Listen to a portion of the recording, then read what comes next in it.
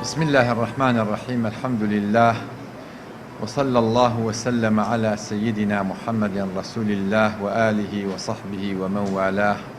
ربنا لك الحمد كما ينبغي لجلال وجهك ولعظيم سلطانك. آمين. خوشکان و برایانی زۆر بەڕێز، السلام عليكم ورحمة الله وبركاته. خۆشحاڵم ئەمڕۆ ئاشنا بم و شاد ئەبم بە کۆمەڵێک ئازیز کە خولیای کتێبن، خولیای قەڵەم و خوێندنەوەن، ئەیانەوێ ئاستی زانستی و معرفی خۆیان پێش بخەن و ئەیانەوێ بە بیری و بیرکردنەوەیەکی گەشەوە بڕوانن بۆ ئایندەی خۆیان. حتمەن ئێمە باسەکەمان باسی خوێندنەوەیە، باسی کتێب خوێندنەوەیە و باسی عیلم و زانست و زانیاریە، باسی ڕۆشنبیریە. بابەتەکەمان باسی خۆپێشخستنە، چۆنەتی خوێندنەوەی کتێب و چۆنەتی مامەڵەکردن لەگەڵ کتێب و چۆنەتی مامەڵەکردن لەوانەی کە لە ئاستێکی بەرزی خوێندنەوەدان یاخود نووسەر و بیریارێکی زۆر گەورەن، مامەڵەکردن لەگەڵ مەکتەبە، چۆنە جیهانی خوێندنەوە و قەڵەم و نووسین. ئەمە جیهانێکی زۆر فراوانە، بێگومان خۆشترین جیهانە، بە تاموچێشترین جیهان بریتێ لە جیهانی خوێندنەوە. ئێمە من خۆم مەرج نییە خوێنەرێکی زۆر بەهێز بم یا زۆر بەرفراوان بم، بەڵام خوێندنەوەم زۆر خۆشەوێت. لەو بوارەیە پێم خۆشە زۆرترین هاندانم هەبێت بۆ ئەو کەسانی کە خولیای خوێندنەوە، چونکە پێم وایە ئینسان یەکسانە بۆی کە ئەی خوێنێتەوە، معریفە و زانشت یەکسانە بۆی کە ئینسانی خوێنێتەوە.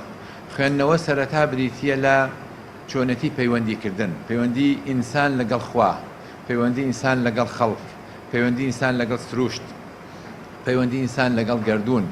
خوێندنەوە تەنها کتێب خوێندنەوە نییە. خوێندنەوە کەسێک کە وتارێکە خوێنێتەوە، وتارێک پێشەشەکات تۆ دێ خوێندنەوەی بۆ ئەکەی بۆ ئەو وتارە. خوێندنەوە تەحلیلی سیاسی جۆرێک لە خوێندنەوەیە. خەڵکانێکن لە بواری جادوگەریە ئیشەکەن فنجانێک بۆ خوێندنەوە، ئەوەش خوێندنەوەیە.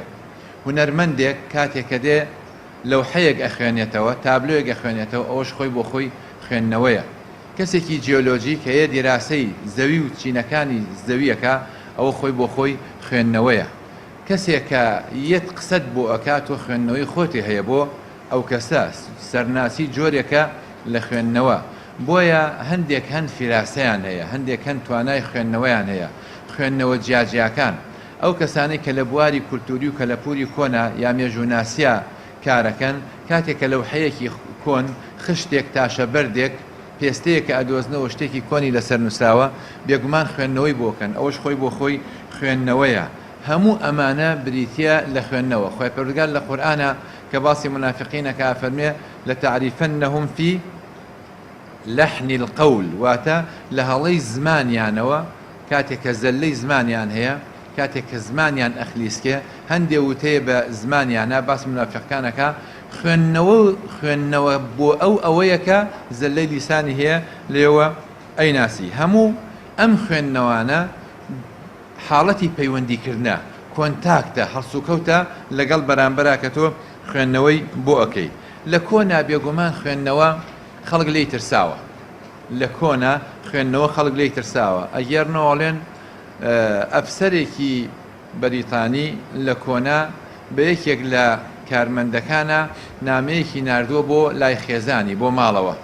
هەر کە نامەکەی داوەتە شتێکی بۆ خوێندوێتەوانێت لە مقابلی ئەوە مەبلەغێکی داوەتی وتێتی بڕۆ ئەو شتە بکڕە. ئەڵێم ئینسانە کە چووە زۆر بە ناڕەحەتی بە زۆر کردوێتە گیرفانی یا بە دەستیەوە گرتووە، وای زانیوە جنی تایە. ئەم وشانە کە نووسێ بریتێ لە جن و لە جنۆکە و جۆرە تەڵەسمات و ئەو جۆرەشتان لە ڕاستی شاوانە بووە. گەورەترین داهێنان کە مرۆڤ کردوێتی لە سەرزەوی بریتێ لە چی؟ بریتێ لە خوێندنەوە. گەورەترین داهێنان کە خزمەتی بە مرۆڤش کردبێ هەتا ئێستا لە سەرزەوی بریتە لە خوێندنەوە. وەخوای پەروەردگارش بەوە دەست پێکا کە ئەفەرمێ دوایین وتەی بنیادنان و بنیادگوزاری ئومەتی ئیسلامی و حەزارەتی نوێی ئینسانی، یەکەم وتەی دوایین پەیامی ئاسمان بۆ مرۆڤەکانش چییە؟ بە وشەی ئیقرا دەست پێکا. کەواتەم ئومەتە بریتە لە چی؟ بریتە لە ئومەتی ئیقرا کە خوای پەروەردگار خۆی باسێکا فەرمێ علم بالقلم يا الرحمن علم القرآن خلق الإنسان علمه البيان. ڕەنگە گەورەترین هەنگاوێکش کە مرۆڤایەتی نابێتی بریتی بووە لە خوێندنەوە. بەداخەوە ئێمە طبعاً باوە باپیرانمان مامەڵەیەکی جوانیان کردووە لەگەڵ خوێندنەوە، لەگەڵ کتێب، لەگەڵ ڕۆشنبیری، لەگەڵ داهێنان، مامەڵەیەکی سونەنیان کردووە. ئەتە خوای پەروەردگار هەنێ سونەنی هەیە لە گەردوونا پێویستەکەوا جێبەجێ بکرێت.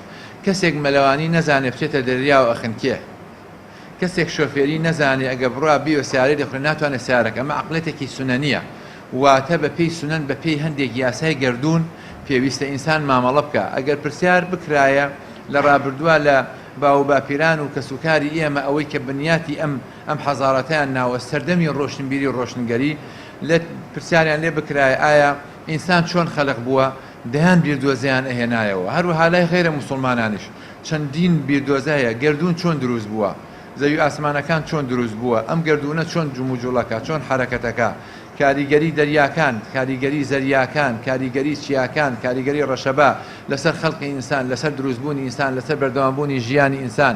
ئەمە تەبعەن وەڵامیان بووە، عەقڵێتێکی سونەنی مامەڵیان لەگەڵا کردووە.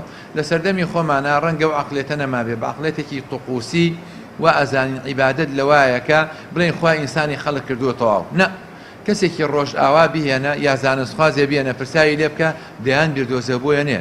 ئینسان وا دروست بوو سەرەتا لەوە دەستی پێ کرد، بۆ قۆناغە گەیشت، ئینسان ئاوا گەشەی کرد بەرەو ئەوێ ڕوا ئەم ئینسانە ئەم مرۆڤە گۆڕانکاری بەسەرادێ.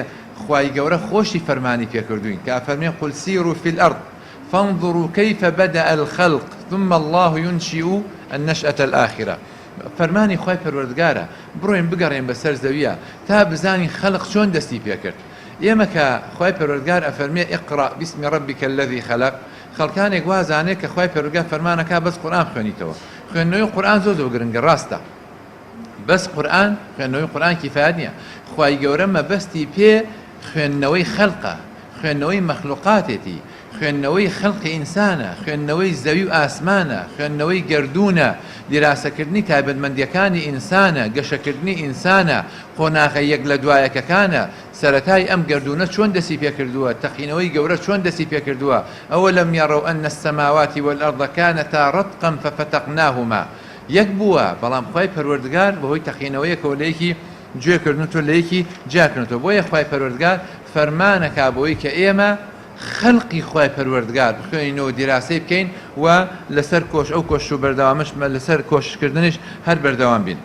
هەموو شتێک بێگومان هەمووان ئەزانین کە ئەوەی کە ئازادی خوازە خوێندنەوەی پێخۆشە، ئەوەی کە دیکتاتۆرە هەمیشە دژ بە خوێندن و خوێندنەوە وەستاوەتەوە. بۆ چونکە ئەیانەوەی ئینسان متەخەلیف بێ. ئەوەی کە دیکتاتۆرە بەتایبەت سیاسیەکان خەڵکی ڕۆشنبیریان ناوێ، خەڵکی ڕۆشن فیکریان ناوێ، ڕقیان لە خوێندنە، ڕقیان لە خوێندنەوەی، ڕقیان لە نووسینە. ئاغاکان لە وەختی خۆی ڕقیان لە مامۆستایان بووە، نیان هێشتۆ قوتابخانە بکرێتەوە. بۆ چونکە ئەزان بە خوێندنەوە خەڵک وعی زیاد دەکا. وەختی خۆی لە سەردەمی کۆنا لە ئەمریکا هەر کەسێ بیخوێنایەتەوە سزا ئەدرا، هەر کەسێ بیخوێنایەتەوە ئەکوژرا یاخود سزا ئەدرا، بۆی ئەو خەڵکە بە گیەلی و بە نەفامی بمێنێتەوە. خەڵکیان ئەوێ وەکو ڕانەمەڕێک وا بێ دیکتاتۆرەکان بۆی بتوانکە پیادە و ڕیادەیان بکەن، بە ئارەزوی خۆیان شەنوکەویان بکەن و ئەملاولایان پێ بکەن. ئەو گەلانەی کە یەک دەسەڵاتدار لە سەرەتاوە تا کۆتا حکمیانەکەن، ئەوانە وەکو ڕانەمەڕێک وان. هەر پرسیار کراوە لە ڕووی فەلسەفیە وەڵامی ئەو پرسیارە دراوەتەوە، گەلانی ڕۆژهەڵات بۆ تەنها یەک دەسەڵاتدار حکمیانەکە. وڵاتی وا هەیە زۆر بەداخەوە دەسەڵاتدارەکەی نازانێت بخوێنێتەوە، توانای نییە جوملەیەکی بەسوود بگەێنێ بۆ خەڵکە، ڕەنگە قیادە و ڕیادەی دەوڵەتێکی زۆر زۆر دەوڵەمەندش بکە. هەر یەک کەسیان بووە لە سەرەتاوە ئەوەی کە هاتووە لە سەردەمێکی زۆرەوە بەو شێوە بووە. تەبەن کەسێکی ئاوا ناوێ ئەو خەڵکە ڕۆشنبیر بێ، ناوێ ئەو خەڵکە خوێنەوار بێ، ناوێ ئەو خەڵکە ئەهلی کتێب و مەکتەبە بێ. عەباس مەحموود عەقاد تەبعەن بە نمونە من کۆمەڵە کەسێکتان بۆیانمەوە بۆی کە ئێمە ئیقتیدایان پێ بکەین و چایان لێ بکەین. یەکێ بوو لەوانەی کە 7,000 کتێبی خوێندبووەوە، ڕەنگە ئێمە پێمان سیر بێت چۆن توانیوێتی 7,000 کتێب خوێنێتەوە. هەندێک قودورات هەیە لە ئینسانە، ئەو کەسانەی کە شەیدا و عاشقێ بن، هی ئەو توانایانە لە دواییە پێیەگەن. خەڵکانێکە وەکو ئەوان شەیدانین یا تەمەڵن یا ناتوانن چاولەوان بکەن، ناچێتە عەقلیانەوە. بەس کە ئینسان خۆی چۆن ناو جیهانەکەەوە ئەو کاتە پێ قبوڵەکرێ و ئەتوانێ هەزمی بکە. بۆ ئەوەی ئینسان لە ژیان تێبگە ئەبێ هەموو شتێ بخوێنێتەوە. ئەمە بکەن بە یاسا لە ژیانی خۆتانە، بیکەن بە یاسا لە ژیانی خۆتانە. ئینسان بۆ ئەوەی لە ژیان تێبگا یەکەم شت ئەوەی کەیەتە بەردەسێ بخوێنەرەوە. جا من دوایی لە چۆنەتی خوێندنەوەی خێرایە دێمە سەری کە خوێندنەوەی خێرا ئینسان چۆن دەست پێکات. تۆلستۆی نووسەرێکی ڕووسیە، تۆلستۆی نووسەرێکی ڕووسیە. ئەم نووسێرە بۆ ئەوەی ئینسان بێ بە نووسەرێکی زۆر زۆر سەرکەوتوو ئەبێ خوێنەرێکی زۆر زۆر سەرکەوتوو بێ.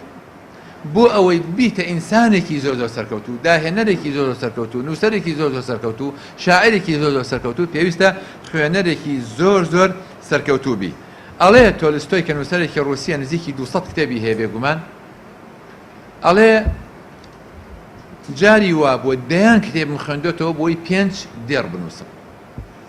دەیان کتێبی خوێندێتەوە بۆی 5 دێڕ بنووسێ. هەندێ نووسەری زۆر گەورە هەیە ئەڵێ بۆ ئەوەی یەک جملە وەربگرم لە یەک کتێب 5 مجەللە دەخوێنمەوە. سێری ئەو ڕازگۆییەکە، سێری ئەو سەرڕاستیە بکە. ئەوانەی کە نووسەرن ئەنووسن پێویستە بەو میزداقیەتەوە کار بکەن، نەک بێن لە کتێبەکان ئەفکاری خەڵکی وەربگرن بهێنن دای بنێن بیکەن بەهی خۆیان، یا مەفهومەکە وەربگرێ بیکا بەهی خۆی یا بابەتەکەی خۆی.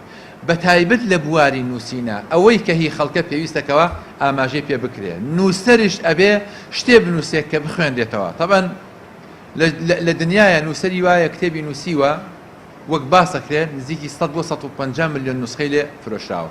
لە هەر کتێبێکش ئەگەر دۆلارێکی قازانج کرد بێ بزانە 150 ملیۆن دۆلارەکە. نووسەر ئەبێ ئیملاق بێ بگاتە ئەو ئاستە، بە تایبەت ئەو نووسەرانەی کە عەقڵێکی فەلسەفیان هەیە، ئەو نووسەرانی کە هەزمی شتەکەن، ئەو نووسەرانی کە لە گۆشەنیگایەکی سادەوە ناڕوانن بۆ هیچ شتێک، بە عەقڵێتێکی فەلسەفی بۆ ڕوانن. پێویستەکەوە بەو شێوازە بنووسن دوای بیرکردنەوەیکی زۆر، نەک ئینسان بێ هەر کتێب خاتە سەر یەک کتێبەکانشی نەفرۆشتێ خۆی بێ بیکا بە هەدیە بۆ خەڵکی. کتێبە گەورەکان ئەوانن کە خەڵک بە دوایانە ئەڕوا، بە دوایانە ڕائەکا و نابێت بێتە هۆکارێکش بۆ تیجارەت و پارەپەیاکردن. علی ئیزەبیگۆڤیچ فەیلسوفێکی ئیسلامیە، سەرۆکی بۆسنیا هەرزەگۆڤین بوو، لە سەردەم و قۆناغێکی زۆر زۆر سەختە قیادەی ئوممەتی کرد. لە سەرەتای نەوەتەکانە تووشی جەنگ و کارەساتی زۆر گەورە بوون و کوشتارێکی زۆریان لێکرا. یەکێکە لە فەیلسوفە زۆر زۆر گەورەکان. ئەم پیاوە بۆتە فەیلسوف چونکە خوێنەرێکی بەهێز بوو، هەموو ئەدەبی ڕووسی خوێندوێتەوە، جگە لەوەی زۆرینەی ئەدەبی ئینگلیزی و ئەدەبی فەڕەنسیش خوێندوێتەوە و شارەزایەکی زۆرشی هەیە لە بواری ئەدەبی ئیسلامی و لە فەلسەفەی ئیسلامی. هەر کەسێک کتێبەکەی علی ئیزەبیگۆڤیچ بخوێنێتەوە ئیسلام بینە شەرقی وەڵغەرب تێگا کە ئەو پیاوە چ عمقێکی لە چ قوڵاییەک و ئەڕوانێ بۆ ژیان و بۆ سیرا. بەداخەوە سوقرات خۆی یەکێک بۆ لەوانەی کە بڕای زۆر بە خوێندنەوە کتێب و جۆرەشتانە نەبووە، بەڵام خۆی ئەگەر کتێب و نووسین نەبووایە ئەسڵەن مێژووشی نامە. ئەفلاتۆن کە تەلەبەی ئەو بووە ئەو هاتووە نووسینەکانی قسەکانی هەموو کۆ کردوتەوە. سوقرات بیرۆکەیەکی هەیە، بیردۆزیەکی هەیە، ئەڵێ ئینسان حکمەتەکە لە ناخی خۆیاتی پێویستە بیجوڵێنی، هەزەیەکی تێبخی ئەم حکمەتی خۆی دەرکا، لە پێویستی بە خوێندنەوە ئەو جۆرەشتانە نییە. سوقرات خۆی هات لە ڕێی مناقەشەوە حکمەتی خەڵکەکەی وەرەگرت، ئەڵێ کامینە شاراوەیە لە ناخی ئینسانە بیجوڵێنە حکمەت و زیرەکی و ئازایەتی و لێوەشاوی ئەو ئینسانە و بۆ دەرەکەوێ. هاتۆ بەو شێوەیە مامەڵی کردووە، تەرحی پرسیاری ئەکرد لە بەرامبەر ئەو جوابەیە، پرسیارێکی لێکرد جوابیایەوە، ئەنجا ئەکەوتە نیقاش. بەهۆی نیقاشەوە ئەو بڕای بەوە نییە، بەڵام ئەگەر کتێب و خوێندنەوە و نووسین نەبوایە سوقرات ئەسڵەن خۆی هەر ناوی نابوو، بۆیە زۆر زۆر بە هەڵەیە چووە. ئەتێ بخوێنیتەوە، ئەتێ ببی بە پسپۆر لە بوارێکە لە 100 تا 50 خوێندنەوە با لە بواری پسپۆڕی خۆتا بێ. تۆ دەرچووی جیۆلۆجیت پێویستی بە خوێندنەوەی 1000 کتێب هەیە بۆ نمونە، با 500 کتێب لە بوارەکەی خۆتا بخوێنیتەوە، 500 کتێبەکەیت لە بوارەکەی تا خوێنەوە. هەر کەسێک نیوەی خوێندنەوەی تایبەتمەند بکە بە بواری پسپۆڕی خۆیەوە داهێنانەکات. چونکە قیراءە خوێندنەوە پێوتێ فعلێکی تەراکومیە، کەڵەکە بوونە. کەسێک کە هەر معلوماتەکەی کەڵەکە کرد بۆ نمونە، تۆ بە هەر بوارێک پێویستی بە 1000 معلومە هەیە، پێویستی بە 10,000 معلومە هەیە، 10,000 معلومەی باش هەیە کە لە مێشتا بێت کە ئەمە کەڵەکە کرد بە خوێندنەوەی زۆر ئەمە لەلا کەڵەکە بێ. ئەجا تاقەی تۆ ئینفیجارەکە، ئەجا ئیبداعەکەی، ئەجا اختراعەکەی، ئەجا داهێنانەکەی، جابی بە پسپۆر لەو بوارەیە خەڵک و خەڵکی وەکو مەرجەیەک بۆ تۆ ئەڕوانن.